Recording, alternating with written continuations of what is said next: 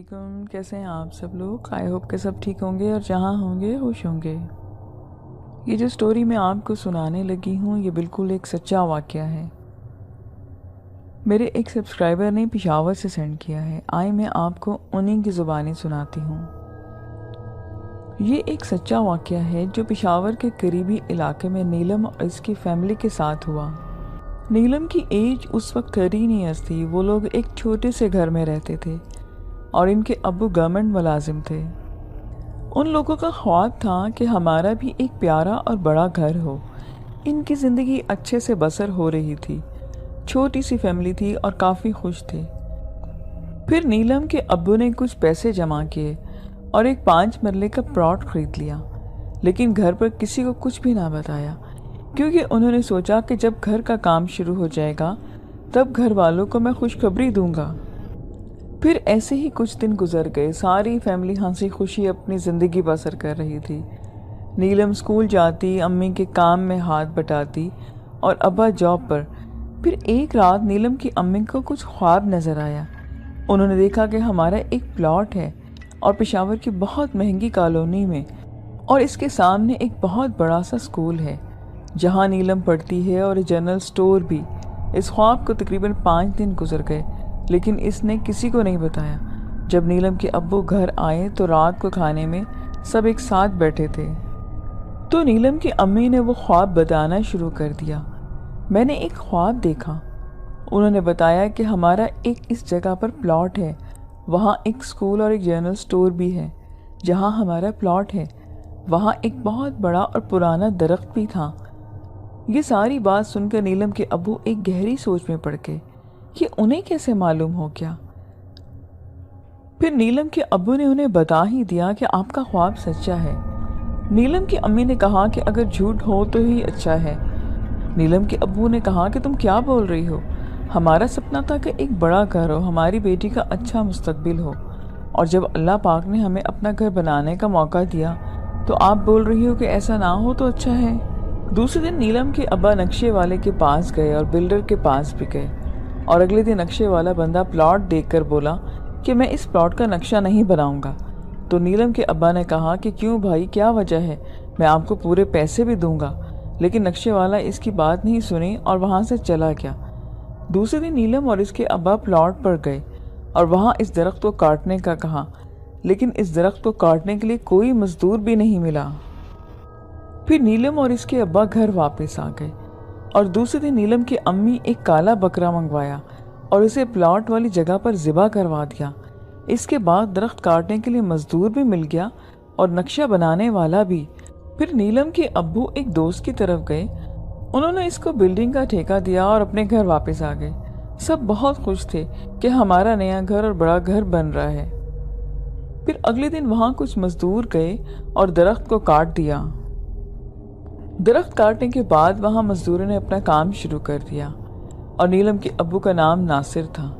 वो अपनी जॉब की वजह से खुद अपनी निगरानी में घर तामीर नहीं कर सकते थे, इसलिए उन्होंने इस घर की तामीर का ठेका दे दिया था। कई हफ्तों तक मजदूर घर के काम करते रहे। एक दिन नीलम के अब्बू अपना नया घर देखने आ गए।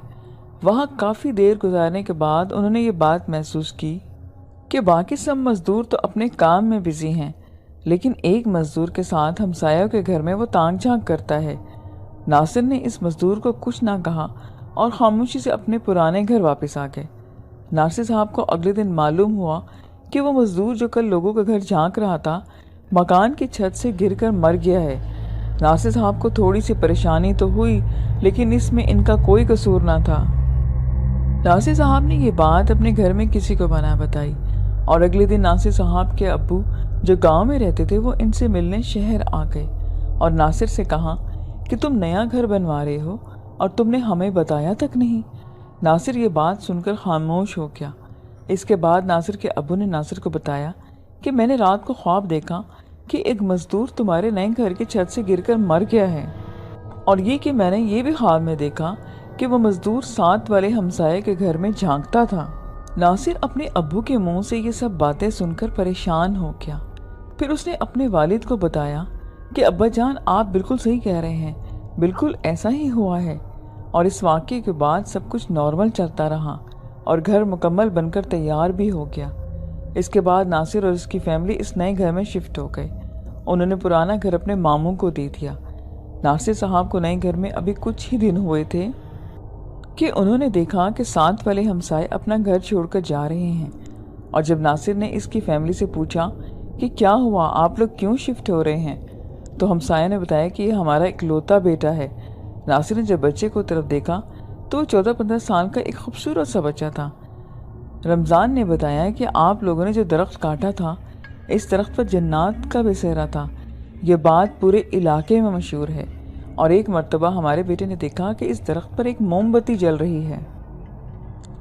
ہمارے بیٹے نے ہمیں یہ بات بتائی، لیکن ہم نے جب دیکھا تو ایسا کچھ بھی نہ تھا۔ اس کے بعد ہم نے یہ بات نوٹس کی کہ ہمارا بیٹا گھر کی کھڑکی سے آپ کے گھر میں موجود درخت کو دیکھا کرتا تھا، اور اکثر کہتا کہ اس درخت پر جو موم بتی جل رہی ہے میں اس کو دیکھ رہا ہوں۔ اب بھی اس بات کو کچھ دن گزرے ہوں گے کہ ہمارے بیٹے کی بینائی ختم ہونا شروع ہو گئی۔ ہم نے بہت سے ڈاکٹرز کو دکھایا، لیکن کسی کو اس کا مرض سمجھ نہیں آیا۔ جس دن آپ لوگوں نے وہ درخت کٹوایا، اس کے بعد ہمارے بیٹے کی طبیعت بہت زیادہ خراب رہنے لگی، اور آہستہ آہستہ اب اس کی بینائی بالکل ہی ختم ہو گئی۔ اب ہمارے بیٹے کی صحت بالکل ٹھیک نہیں ہے، اور اسے کچھ بھی نظر نہیں آتا۔ آپ لوگ بھی اپنا خیال رکھیے گا کہ جس جگہ آپ نے یہ گھر بنایا ہے، یہ جگہ صحیح نہیں ہے۔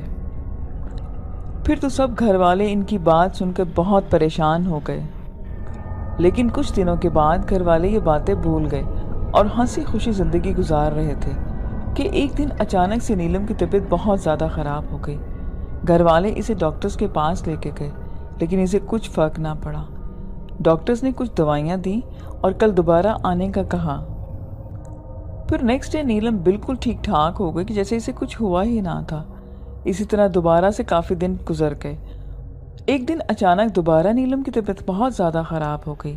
اس بار نیلم بالکل بے ہوش ہو گئی تھی، اور اس دن ناصر صاحب بھی اپنے گھر پر نہیں تھے۔ نیلم کی ماں ہی اس کو ڈاکٹر کے پاس لے گئی۔ شام کو نیلم کو ہوش بھی آ گیا، لیکن ڈاکٹرز کو نیلم کا مسئلہ بالکل بھی سمجھ نہیں آ رہا تھا۔ گھر آنے کے بعد نیلم دوبارہ سے بالکل ٹھیک ٹھاک ہو گئی تھی۔ کچھ دنوں کے بعد گھر میں عجیب و غریب واقعے ہونا شروع ہو گئے۔ کبھی کچن میں رکھے ہوئے برتن خود ہی گر کر ٹوٹ جاتے، اور کبھی گھر سے کوئی چیز غائب ہو جاتی، اور پھر کچھ دن بعد وہ چیز اسی جگہ پر خود بخود موجود ہوتی۔ نیلم نے اپنی امی کو بتایا کہ مجھے آئینے میں کسی کا خوفناک عکس نظر آتا ہے۔ نیلم کیا میں یہ بات سن کر پریشان ہو گئی، اور شام کو ہی محلے کے قاری صاحب کے پاس لے گئی۔ قاری صاحب نے نیلم پر دم کیا اور نیلم کی امی کو بتایا کہ آپ کی بیٹی پر ایک خطرناک چڑیل کا سایہ ہے۔ دم کروانے کے بعد نیلم کی امی نیلم کو گھر واپس لے آئیں۔ گھر واپس آ کر نیلم کی امی اور ناصر صاحب کو فون آیا، اور انہوں نے ان کو ساری بات بتا دی۔ اس دن ناصر صاحب بھی اپنے گھر واپس آ گئے۔ اس رات سب کچھ بالکل ٹھیک رہا، لیکن اگلے ہی دن نیلم پھر بے ہوش ہو گئی۔ اس بار نیلم کے ابو گھر پر ہی تھے اور اسے ہوش میں لانے کی کوششیں کرنے لگے، اور جب نیلم کو ہوش آیا تو اس کی آنکھیں بالکل ریڈ ہو چکی تھی۔ جب نیلم نے بولنا سٹارٹ کیا تو نیلم کی آواز بہت زیادہ بھاری تھی۔ ایسا لگتا تھا جیسے نیلم کے اندر کوئی 10 آدمی ایک ساتھ بول رہے ہوں۔ تھوڑی ہی دیر کے بعد نیلم زمین پر گر گئی اور عجیب و غریب یعنی پاگلوں جیسی حرکتیں کرنے لگی۔ نیلم کی امی کے ابو بہت زیادہ ڈر گئے تھے، اور انہوں نے فوراً سے پہلے قاری صاحب کو اپنے گھر بلایا۔ پھر نیلم کی امی اور ابو اسے کار میں ڈال کر ایک دوسرے قاری صاحب کے پاس لے گئے۔ قاری صاحب کے پاس جاتے ہی انہیں پورا معاملہ بتایا اور اپنی بیٹی کا علاج کرنے کو کہا۔ قاری صاحب کوئی دم درود کرتے اور نیلم کے اندر چڑیل کو حاضر کرواتے۔ اب نیلم بہت ہی بھاری بھرکم آواز میں بات کر رہی تھی۔ کافی دیر تک تو چڑیل تنگ کرتی رہی اور اس نے کسی سوال کا بھی جواب نہیں دیا۔ پھر آخر کار قاری صاحب کی محنت رنگ لائی اور چڑیل بولنے لگی۔ چڑیل کا کہنا تھا کہ نیلم کے ابو نے جس جگہ گھر بنایا ہے وہاں بہت پہلے پرانا ایک درخت تھا۔ میں اسی درخت پر اپنے بچوں کے ساتھ رہتی تھی، لیکن اس آدمی نے وہ درخت کٹوا دیا اور میرا گھر برباد کر دیا۔ اب میں اس کی بات کا بدلہ اس کی بیٹی کو برباد کر کے لوں گی۔ لیکن قاری صاحب نے اس چڑیل کی ایک بات نہ چلنی تھی۔ کافی دیر دم درود کرنے کے بعد آخر کار اس چڑیل کو جانا پڑا، لیکن وہ چڑیل جاتے جاتے کہہ کر گئی کہ میں نیلم کو نہیں چھوڑوں گی، تم چاہے جو مرضی کر لو، मैं एक दिन लौट कर आऊँगी और इसे बर्बाद कर दूँगी। इसके बाद कारी साहब ने नीलम को और उसके माँ बाप को वापस उनके घर भेज दिया और कहा कि घर में आप लोगों के घर आऊँगा। और अगले दिन कारी साहब ने नीलम के घर पहुँच गए। कारी साहब ने घर में पड़े हुए पानी के छींटे मारे और कुछ कील घर में ठोंक दिए। उन्होंने कहा कि अब मैंने आपके घर से उनको निकाल दिया है, लेकिन आप कभी भी इस घर से कील नहीं निकालना, वरना आप लोगों को नुकसान उठाना पड़ेगा। उस दिन के बाद घर में इस तरह का कोई भी वाक़या ना हुआ। सब कुछ पहले की तरह चल रहा था। नीलम के साथ पेश आए इन वाक़यात को सालों बीत चुके थे और सब लोग इस बात को काफ़ी हद तक भूल भी गए थे। 5 साल के बाद नीलम की भी शादी हो गई और वो अपने ससुराल चली गई। नीलम के माँ बाप ने ये घर किसी को बेच दिया और अपने पुराने घर वापस लौट गए। नए मालिक मकान ने आते ही इन कीलों को निकाल फेंका और उन कीलों के निकलते ही वो चुड़ैल दोबारा आज़ाद हो गई। नीलम के ससुराल पहुंच गई। इस दौरान नीलम का एक बेटा भी पैदा हो चुका था। सब कुछ बहुत अच्छा चल रहा था, लेकिन अचानक से नीलम का रवैया चेंज होने लगा। नीलम हर बात पे किसी न किसी से लड़ने झगड़ने लगती। नीलम के इस रवैये से इसकी सास और इसका खाविंद बहुत तंग आ गए। सास ने अपने बेटे को कह दिया कि नीलम को इसकी माँ बाप के घर छोड़ो। ये सुनते ही नीलम आपे से बाहर हो गई और नीलम फिर से वही चुड़ैल की तरह बोलने लगी। नीलम के अंदर चुड़ैल को बोलता देखकर इसका शौहर और सास भी डर गए। इसके बाद नीलम पूरे दिन बेहोश पड़ी रही। डॉक्टर्स को दिखाने के बावजूद भी नीलम को पूरे दिन होश ना आया। इसके बाद तो नीलम के सब घरवाले ही डरने लग गए। जब से ये वाक़या हुआ था, नीलम अपने बच्चे की तरफ भी कोई तवज्जो नहीं देती और नीलम की शक्ल भी दिन ब दिन बिगड़ती जा रही थी। नीलम हर वक्त गुस्से में रहने लगी और चीखने चलाने लगती और इस सब घर वालों को खा जाने वाली नज़रों से देखती। आखिरकार नीलम के शौहर ने सारी बातें नीलम के अब्बू को बता दी। फिर नीलम का अब्बू और उसका शौहर उन कारी साहब के पास पहुंच गए। कारी साहब ने थोड़ी कोशिशों के बाद चुड़ैल को नीलम में हाजिर कर लिया। तो चुड़ैल ने कारी साहब को बताया कि मैं वही चुड़ैल हूँ जिसका घर इसके अबू नासिर ने बर्बाद किया था। अब मैं वापस आई हूँ और इसकी बेटी को बर्बाद कर दूंगी। मैं इसका घर भी इसी तरह उजाड़ दूंगी जैसे इसके बाप ने मेरा घर उजाड़ा था। कारी साहब ने दम दरूद करने के बाद इस चुड़ैल को फिर से नीलम के जिस्म से अलग कर दिया। कारी साहब ने नीलम को एक तावीज़ बना कर दिया और इसे कहा कि इस तावीज़ को गले में बांध लो और कभी भी इसे खुद से दूर मत करना। कारी साहब ने नीलम को पढ़ने के लिए कुछ और वज़ाइफ भी बताए। उस दिन के बाद से नीलम अब बिल्कुल ठीक ठाक है और इस वाक़े को अब कई साल बीत चुके हैं और वो एक अच्छी ज़िंदगी गुजार रही है।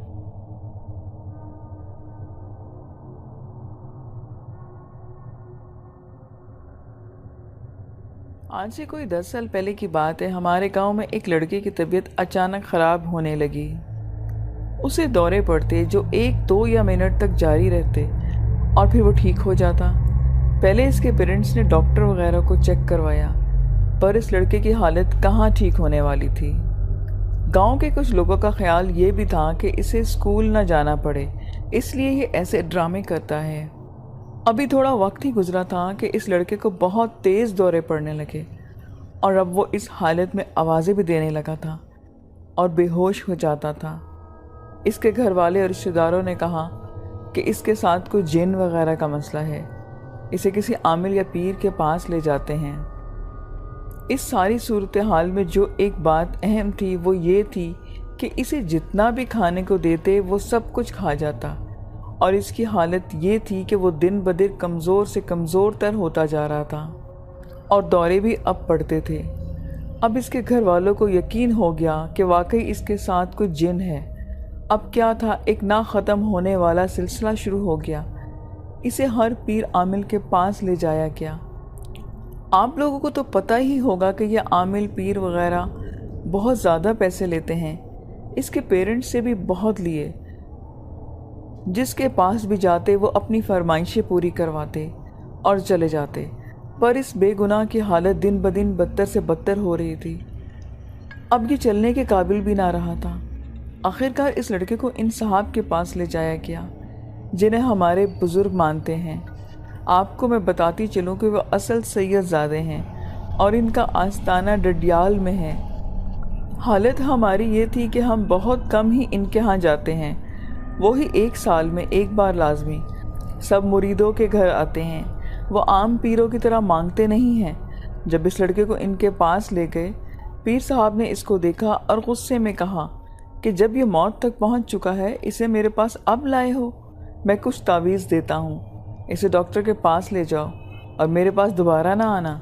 तो इसके पेरेंट्स लड़के को लेकर घर आ गए और इस लड़की की हालत अब बहुत नाजुक हो चुकी थी। इसके घर वाले पीर साहब से नाराज़ थे कि उन्होंने हमारी बेइज्जती की और लड़के का इलाज भी नहीं किया। इन्हीं दिनों इस लड़के का एक ताया जो कि इंग्लैंड में था, इसकी हालत गैर का सुनकर घर आ गया और वो पीरो आमली को नहीं मानता था। इसने घर वालों से ज़िद की कि वो एक बार इस डॉक्टर के पास ले जाएं। इसने लड़के को अपने साथ लिया और रावलपिंडी के बहुत बड़े हॉस्पिटल में ले आया। वहाँ इस लड़के के टेस्ट हुए और इसके अंदर हर जगह को जांचा गया। इसका इलाज करने लगे और एक ही हफ्ते में वो लड़का बेहतर हो गया। इसके दौरे भी ख़त्म हो गए। तो डॉक्टर्स ने ये कहा कि इस लड़के को कहीं करंट लगा है। तो उसके घर वालों ने कहा कि वाकई इसको एक दफ़ा बहुत शदीद करंट लगा था, जो सारे मोहल्ले वालों को भी पता था। पर सवाल ये था कि इस करंट के 6 साल बाद असर कैसे हुआ। तो डॉक्टर ने कहा कि इस करंट ने इसके दिल और दिमाग पर मोहलिक वेव्स पैदा कर दी थी, जिसका असर अब हुआ क्योंकि इसे अब कोई ज़्यादा तकलीफ़ पहुंची है। जो ये थी कि घर में लड़ाई होती थी, वो अपने एक घर से दूसरे घर में शिफ्ट हो गए। अब वो लड़का मुकम्मल ठीक है और वो लड़का अब दुबई में है, पर आज भी वो दवाई लाजमी खाता है।